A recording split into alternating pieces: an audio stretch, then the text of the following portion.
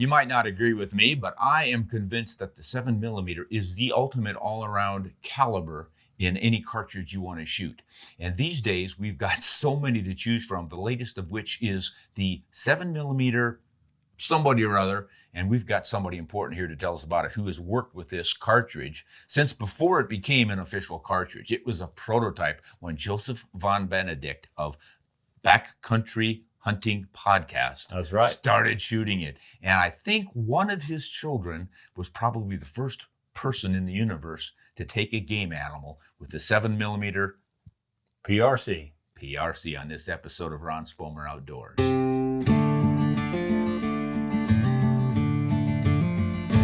Why in the world would we need another 7mm Magnum cartridge? Yeah. When I heard that Hornady was bringing out a PRC version of the 7mm, I just rolled my eyes. I thought, what with the 7 Rem Mag, that classic grand old cartridge, my personal favorite, 280 Ackley Improved. I know that's a favorite of yours.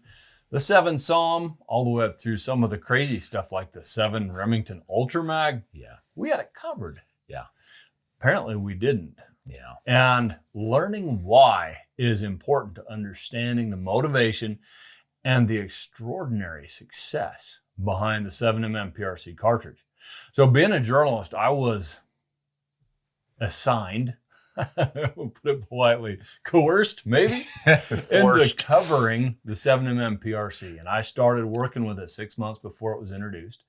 My daughter, Audrey, was the first person to ever shoot a game animal with it. She shot a bear. Wow. 301 yards, just flattened it. Yeah. It was pretty cool. And as I got to know the cartridge, I learned why it's profoundly good. No. Yes. Tell us about I it, had Joseph. to change my tune. And so we're here to share that with you today. It's a privilege to be back on Ron Spomer Outdoors. Thanks for letting me join you. Hey, privilege to have you, Joseph. This is really exciting because I know you're bringing to the table some of the newer things that I don't necessarily delve into anymore. You get to a certain stage in your hunting career and been there, done that, it works, and it's just, you're a little more resistant to all the new stuff. So bring us up to speed. I do like this PRC 7. Yeah, happy to. And I try to maintain a balance of classic with cutting edge because, I'm the vintage gun editor for Shooting Times magazine. And vintage? Yes. Whoa. Not the vintage editor, the vintage gun No, you said editor. vintage gun editor. This guy's a vintage. Emphasis on gun. Oh, okay. So I really love the old firearms. Anything from the, hunting, sporting firearms categories right through the military stuff. So, but I have a soft spot for the space age, high performance new stuff as well. All right, Buck Rogers, let her rip. They won't even get that. They're like, Buck Rogers. Who's he talking about?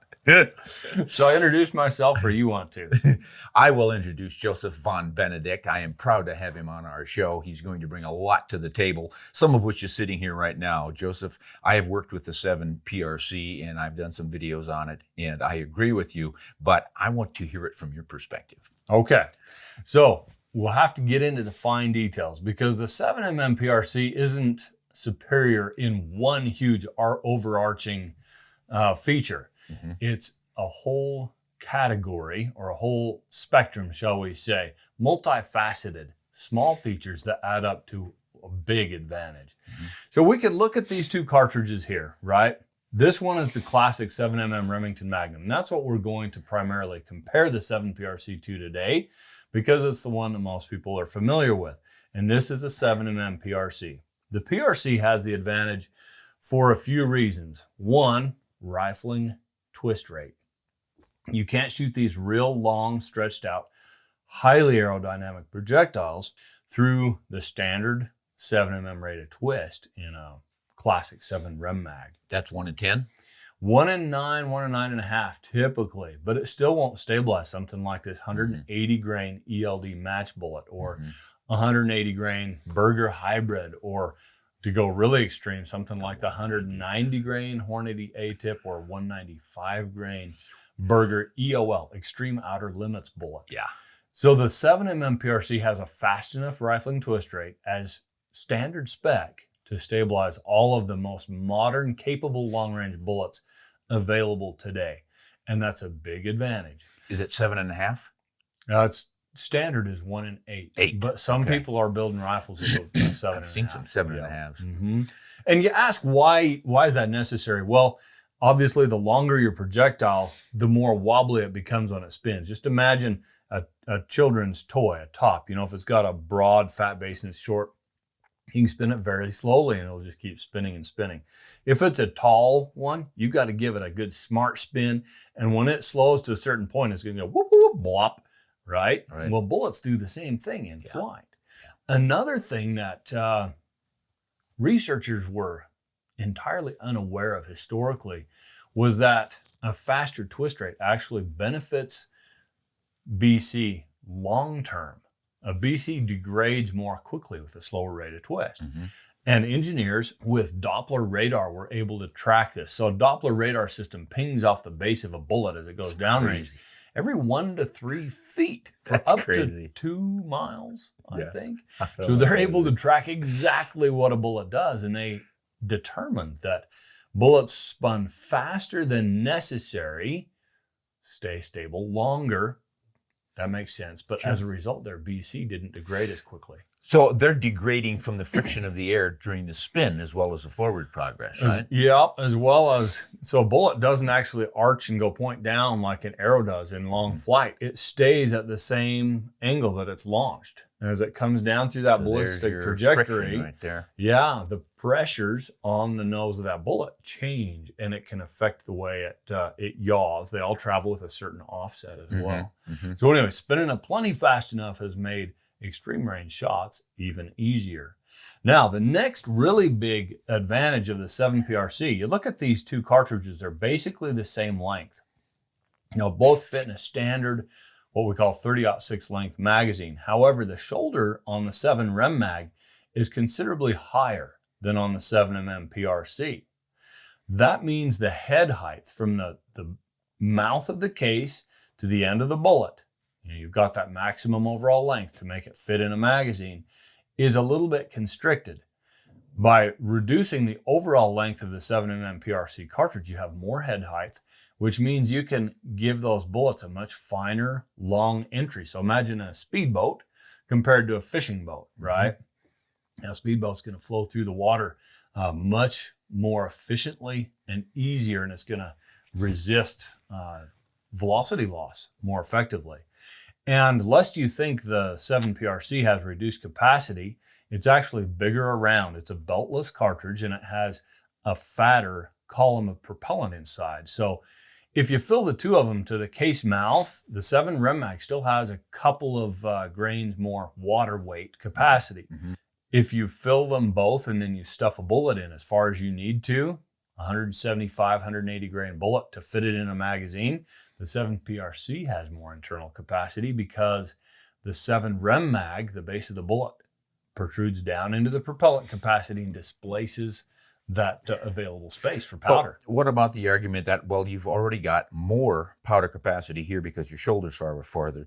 You're losing powder capacity here. Don't they balance one another out? The bullet's taking it up, but you lost a bunch for pushing your shoulder back. That would be true if they were both belted cartridge cases of the same diameter. But because the 7PRC is a little fatter, it offsets that. So this started with the 375 Ruger? Which I believe the 375 Ruger is derived from a 404 Jeffrey. Right, so you've got... that's a royal pedigree if that's the case. Yeah, but am I correct or is it different? No, I think it's the 513 diameter of the head, the belt on the 375 belt, and they just brought it all forward. I don't think it... That could be the case. Yeah, I don't think the head's as wide as the 404 Jeffrey. At any rate, distantly, the 375 Ruger, we can call that the standard parent case. Trimmed back a little bit, I believe. Neck down, obviously, to 7mm. Now, there are some other advantages to the 7mm PRC. It's spec'd with very tight chamber dimensions, and ammunition specification is very tight. Yeah, that's a big deal. Yeah, back in the day when the 7 Rem Mag was introduced and made popular, correct me if I'm wrong, 1962? Exactly. I remember it well. There you go. Before my time. Not mine. Rifles had to be kept with fairly loose chamber dimensions because ammunition was not held to a perfectly tight specification. And the last thing a hunter wanted was factory cartridges that wouldn't go in his rifle, especially when a big buck or bull is standing downrange, right? So companies intentionally engineered a certain amount of play or slop, if you want to call it that. Let's call it tolerances to sound official. Tolerances. That sounds more distinguished too. Yeah. We know what we're talking about. Extra tolerances to make up for potential reliability issues with ammunition at a broad range of sizes, right? Yeah, and manufacturers, they all had to get exactly right. You can't really expect them to. And I think also in those days, Joseph, it was a little more slapdash. Sure. Because everybody knew that the chambers were a little more generous and you had plenty of tolerance. Let's make our cartridge small enough to fit everybody's rifle, even the tight ones. Yeah. So there was more room to play with there, but that had a degrading effect on accuracy. You got to have a tight neck, cartridge neck to chamber tolerance to guarantee perfect bullet to bore alignment to achieve great accuracy. So the 7mm PRC is spec'd with tight tolerances. Both the chamber drawings that were submitted to SAMI, the governing body for cartridges, and the ammunition tolerances that Hornady and other companies following suit are holding the ammo to. Yeah. Well, is it about averaging 1/10,000th tighter than the 7 Rem Mags? I think it's considerably more than Even that. more than that? Yeah. Wow. I think the 7 Rem Mag traditionally had 3 to 8. Whoa. Don't quote me on this, but 10,000s. I mean, 10,000s is pretty small. Part of right, the but still. And I have heard that they're held, some chambers and ammunition pairings are held as little as, don't quote me on this, but 1,000ths on the 7 PRC. At any rate, I should have had those numbers for you folks, but it's a lot of numbers to remember. It's tight, very, very tight. And it's actually a trend that started with the 6.5 Creedmoor, followed through the 6.5 PRC, the 300 PRC, and now the 7mm PRC, which I'll make an argument is the most versatile of all the PRCs. If you had to just pick one. You won't get an argument against it from me. I agree. So really, it's kind of, you could call it a turnkey solution.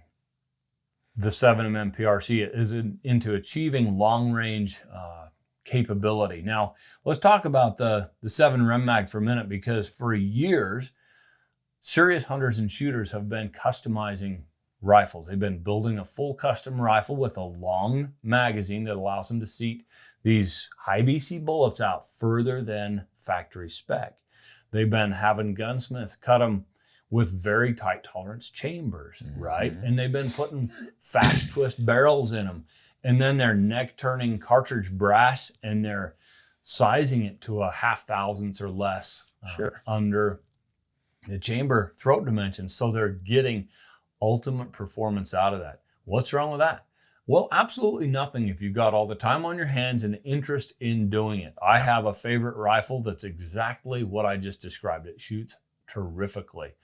However, what Hornady has done with introducing the 7mm PRC is create factory ammo that your average guy can go buy off the shelf at their local sporting goods store, put it in a $450 Ruger American or similar rifle, and get the same level of ballistic performance and very possibly nearly the same level of accuracy as that $4,000 custom exactly. rifle. So in other words, you're getting from the get-go, the reason you said turnkey is that you get the ammo, you get the rifles, all of them from the very get-go are what you get by customizing your 7 Rem Mag. And that's the big difference. Here's the one question I have about it, and I think many others would raise it.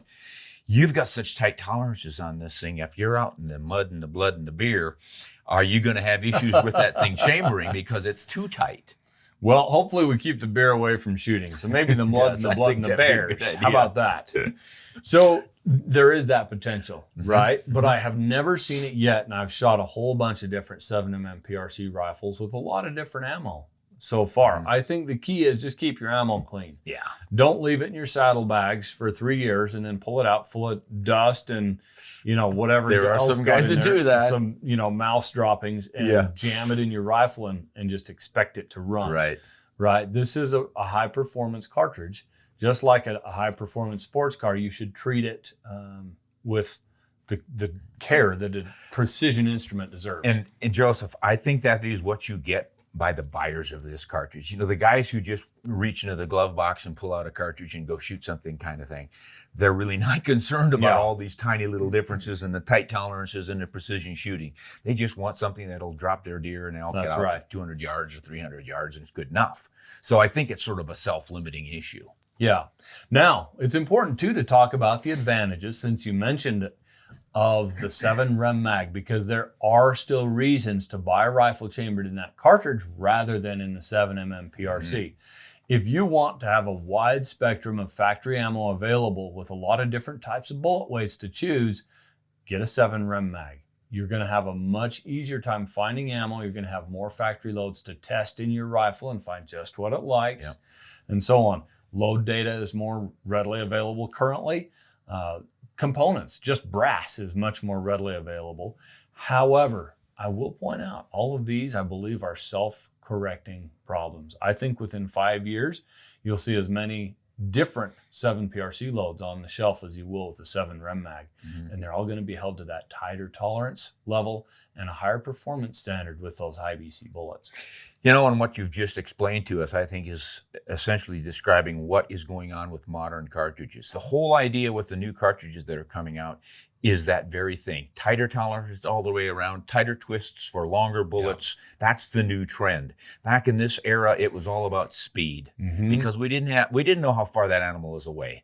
And the faster you could send that bullet out there, the less it would drop, the more distance you had in your maximum point blank range. Within reason. Yeah. And then you hit a point where those light bullets go, where the long, heavy bullets hold their speed. Yeah. Speaking of bullets, let's look at these two, these three. What I have here is a traditional fast bullet out of the 7 Rem Mag. This is a Sierra 140 grain game cane. Great deer bullet, right? You can see how it's quite short. It's not really aerodynamic. Next to it, this is a 175 grain Nosler partition. One of the all-time great 7mm diameter bullets for use on elk, moose, big black bears, all the big stuff. I'm sure quite a few grizzlies have been killed by that bear and so forth. This is a 180 grain Hornady ELD match bullet. Maybe the tip of the spear in cutting edge 7mm bullets currently, because it has such an extraordinary ballistic coefficient. On the G1 scale, it rates nearly a 0.800, it's 0.796, I believe. This one is just over half that, the partition. It's a huge step up in aerodynamics. And once you get past that 300 or 400 yard mark, it begins to make a tremendous difference. You get less bullet drop, less wind drift, and a lot more energy placed on the target. So we're looking at a 11-degree boat tail probably on this one? Long sloping I don't boat actually tail. know, but something like that. Yeah, it's pretty aggressive. It's long sloping. And a secant ogive. Yeah. Which is difficult for me to explain because I don't really understand it all that well myself. But it's something to do with trigonometry and math, which goes right over and Grandpa's the way head. that air density flows around a moving shape. Yeah, But you can see it by just looking at it. It's actually a hybrid projectile. And the reason it's a hybrid is because a secant doesn't take the rifling quite as consistently as the traditional one. A tangent ogive does. So they gave it the secant shape right back to the shoulder, where the rifling engraves into the jacket, and then switched it to a tangent ogive. And as a result, they get the inherent accuracy of the tangent with the inherent aerodynamics of I've the been secant. noticing it a lot more on burger bullets, I think, started that hybrid idea. And it's pretty complex. Most of us go like, what? Oh, I'll just take your word for it. Because the proof is in the pudding. If you're getting more accuracy, who calls what they call it? It doesn't care as long as it does the job. So yeah, the traditional look here, and Sierra bullets, I think, are sticking with that tangent ogive on there. They've got such a reputation for extreme accuracy in all of their bullets. So, you know, if it ain't broke, why fix it? Right. But yes, you're absolutely right. You do get more downrange performance. And we're talking, at what distance are you getting your advantage? Because a lot of guys are saying, I've never shot anything past 300 yards and I never plan to, so do I really need this? Absolutely not. Yeah, that's what I tell them Inside 300 yards, and in some cases 400 yards, you're just as well off with it. You know, I would rather have that tough partition to slam through the shoulders of a bull elk inside 300 or 400 yards, right? Sure. Now, with some cartridges, you know, that start out with can I politely say, a pedestrian amount of performance. Pedestrian. If you're walking. They need all the help they can get. So Yes. it starts to matter earlier. With something like a 7 PRC, you know, I shot that cartridge early on out to 1,600 yards in steps. So at 400, 600, 800 yards, I thought, great cartridge. It's not doing anything that, you know, my other decent long-range rifles won't do very effectively, right? 1,000 yards, kind of the same story, although I was hitting an 18-inch elk vital size steel plate, maybe with a little more consistency than I'd expected out of a rifle I'd never fired before with factory-loaded ammo. Then I went to 1,200 yards, and I thought, okay, I'm starting to see a trend here. This is easier than it should be. Then 1,400 yards. Really started to show? It really started to show, and I thought, okay, there is, like, this is as provable, right? It's not just kind of easier. This is being a lot easier because of those inherent aerodynamics and the consistency. And I'm thinking what you're probably benefiting from the most at that distance is misjudging windage. Yeah. If you've got this bullet, which minimizes your wind deflection, if you do not estimate the wind properly, or there's a shift in it further downrange, all the rest of it, it's more forgiving. Yeah. That's a big part of it. Another one is that we haven't addressed yet is the chamber geometry, if I can use that term, the inside of the case on the 7 PRC. The shoulder angle, even the throat dimensions are all optimized for propellant burn consistency.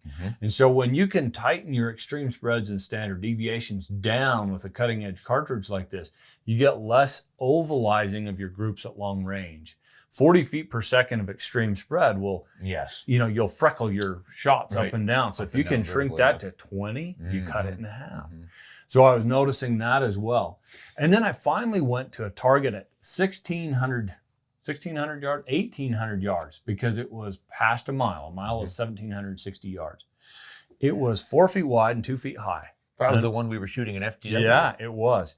I aimed at 1/2 of that because I wanted to try and shoot a 24 by 24 inch plate. And it took me 2 shots to get the wind right. And then I ran 5 shots as fast as I could, put all 5 on that plate. I remember how fast it was too, half hour. Yeah, half a minute maybe. Yeah, you were going really fast. I was pretty I didn't shocked. want the wind to change once I'd figured it out. But that made me a disciple of the 7mm PRC. So it sounds like you are a disciple. Would you recommend that everyone watching this show who wants to get a big game rifle should get the 7 PRC instead of the Rem? No, I recommend if you want to shoot game past traditional hunting distances, let's call it a quarter mile, that 440, 450 yard distance, then you should strongly consider the 7mm PRC. Inside that distance, your grand old 7 Rem Mag will do anything you need it to do. And I pretty regularly preach against long-range shooting for hunting. Definitely for plates, for targets, for becoming a better all-around marksman. Sure. I think it's wonderful. But for big game, respect for the animals, just because of the unknowns in the time of flight. Once you're past 500 yards, it's starting to get a little bit iffy, so things can happen. Don't take the chance with a magnificent animal like an elk, or even a non-magnificent animal like a rock chuck. You just owe it to them. Non-magnificent. Yes, you need to make your shots count, and just don't play around with it. Stick with the targets and the steel plates on this stuff. It is a hoot. It's absolute. I mean, when you set up and hit that mile away target for the first time, I know it's kind of like a kid with his BB gun when he gets his first sparrow. It's exciting stuff. Yeah. I can't agree with you more. I mean, shooting long range, you have to live and breathe that. It has to be your number one passion. You need to be burning barrels out if you're going to transition to shooting a game. At those extended distances. Even anything past, like you say, 500 yards. 600 yards, I think, is pretty doable for a dedicated rifleman. But the extreme range stuff, you get into trouble real fast. All right. Well, that's kind of the story from Joseph, and I can't argue with him. It's kind of the same conclusion I have come to on it. That doesn't mean I've rushed out and bought one of these yet, because I've got too many of these already. I can't. I have 2. Yeah, well, there you go. But it's a great option. So if you want to get into long-range shooting, by all means, check out that 7 PRC. I think I agree with Joseph that it's going to become sort of the standard. It will be the new 7 Rem Mag. In the 60s, when that 7 Rem Mag came out, it was a hot property. Everybody wanted one. Everyone talked about it. And I don't know. The same thing could happen with this PRC. So stay tuned, pick your poison. But I'm sticking with the good old-fashioned 7 Rem Mag because I'm the good old-fashioned Ron Spomer at Ron Spomer Outdoors. Joseph, good to work with you again. Folks, Joseph Von Benedict, he has an exciting podcast that pops up every week on Fridays called The Backcountry Hunting Podcast. That's the very one I was thinking of. So you want to check him out. And he's going to be appearing here as regularly as we can twist his arm to get him over here. And we might even let him do some things out in the field one of these days. Oh, it's a privilege, Ron. Appreciate it. Well, stay tuned. Next time, we'll see you. Until then, hunt honest and shoot straight.